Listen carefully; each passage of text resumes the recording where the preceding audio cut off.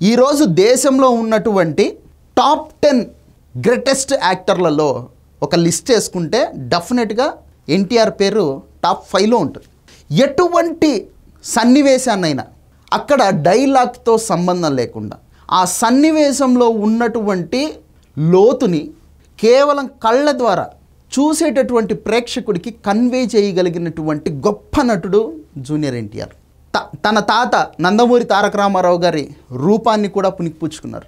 తెలుగు భాష మీద పట్టు, అడిక్షన్, ఎంతటి కష్టతరమైనటువంటి డైలాగులనైనా సరే అలవోకగా అనర్గళంగా మాట్లాడగలిగినటువంటి టాలెంట్.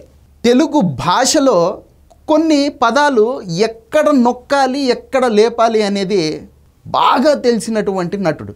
తన సమకాలికుల్లో అంటే కాంటెంపరీ హీరోస్లో ఎవరికి అంత తెలుగు భాష మీద పట్టు లేదు.